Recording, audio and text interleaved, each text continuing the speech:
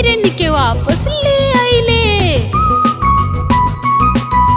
हिरन हिरनी गईले बाजार, वहाँ से लैलस आम के अचार।